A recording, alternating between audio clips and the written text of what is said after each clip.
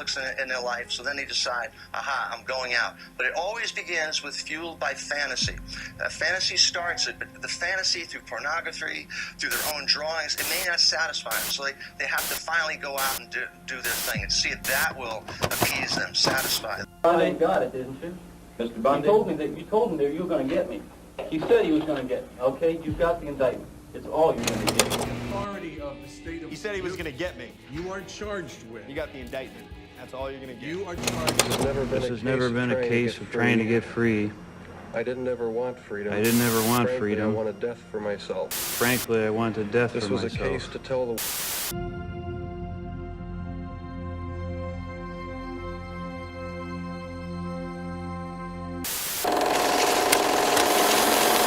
What is it about serial killers that fascinates the mind of a normal person like you and I? What draws us to learn about them, to know what they did? John Wayne Gacy was found guilty today in Chicago of the murder of 33 young men and boys, all of whom he either induced or forced to have sexual relations with him.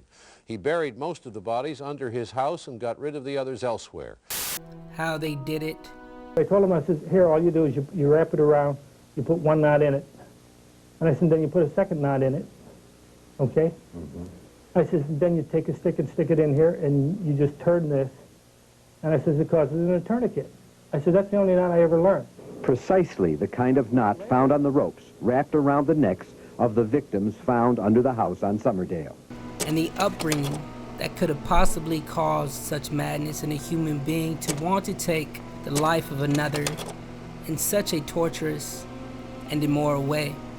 Were they born like this? Let's go back then to those roots. First of all, you, as I understand it, were raised in what you consider to have been a healthy home. Absolutely. You were not physically abused, you were not sexually abused, you were not emotionally abused. No, no way. Or is this a recipe of a multitude of social environmental factors and psychological genetics that wired these creatures to kill?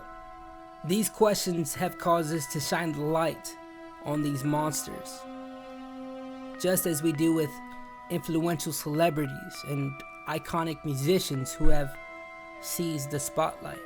There is a long list of these serial killer documentaries and/or dramatized shows and movies that showcase the early life and development of what these monsters eventually become. Sometimes even giving them catchy nicknames like some sort of horror villain, such as the Night Stalker, the BTK Killer, the Lady Killer, the Co-ed Butcher, the Dating Game Killer, and so on.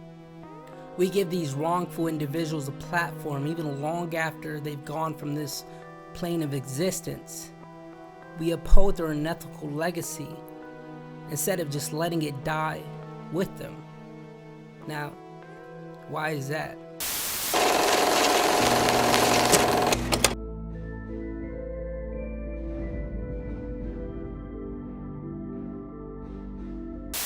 I'm sure with the unrestricted internet access that we have nowadays, especially in the earlier, more naive years before the expansive growth of the internet, you would come across a video on social media, whether it be the beheading of a human being in a different country or the shooting and collapsing of a body on camera. You, for some reason out of curiosity, click it, watch it. You know what the video entails, yet you are fascinated with the unknowingness of the gruesome realities that this life has to offer. This, my friend, is called morbid curiosity. Take the new Jeffrey Dahmer series, for example. It seems to be the topic of discussion in popular media currently, with TikToks. A lot of people on the internet and social media speaking about the show and how Evan Peters should win an Oscar for his eerily accurate depiction of Jeffrey Dahmer.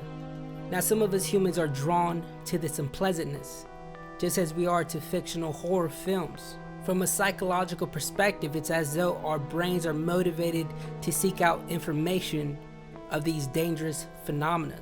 The dangers of the phenomenon, we can learn to avoid the negative outcomes that are associated with those factors.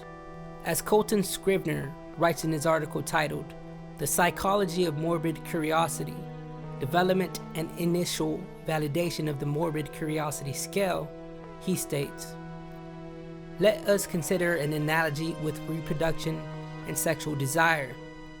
While the ultimate outcome, production of offspring and passing on of genes, is what matters for the evolution of reproduction behavior, it is the pathway to this outcome, sex, that is the object of desire. Similarly, the ultimate outcome of a morbid event, death, is what matters, but the pathway to it, a dangerous phenomenon, is the object of curiosity." In other words, death itself is not necessarily what we are curious about. We are curious about the events that led to death. Similar to that of a prey in the wild, we must understand when the predator is actively hunting or hungry from a distance. With true crime podcasts or serial killer or true crime documentaries, we start to grasp and comprehend the minds behind these horrendous fantasies that were acted upon and materialized into the darkest depths of our own reality. Now, there are a small percentage of people who truly do glorify these demented animals. These are the same people who would write letters to serial killers and treat them like celebrities. Bundy, Manson, Dahmer, even public shooters such as James Holmes and Nicholas Cruz have all received this type of attention and praise from these lost souls.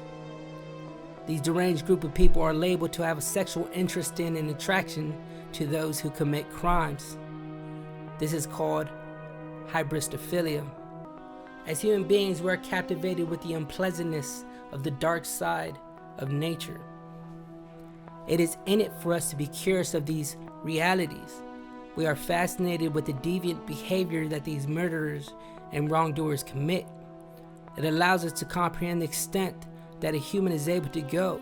Since majority of us do not act as morally unjust as these individuals, it triggers a chemical reaction within us all, while still affirming our moral views of what is right and what is wrong. And it gives us the opportunity to do it in a safe way, in front of our television screens and in the comfort of our own homes. Thanks for watching, homies. Till the next one, safe travels. Good. Grandma was saying that she thought that you got quite a bit thinner, but you look fit. I don't know. Well, I've been surviving mostly on McDonald's food. It's just so much easier just to pop into the restaurant. But yeah, like I said before, it gets too expensive, and it does. I have to start eating at home more.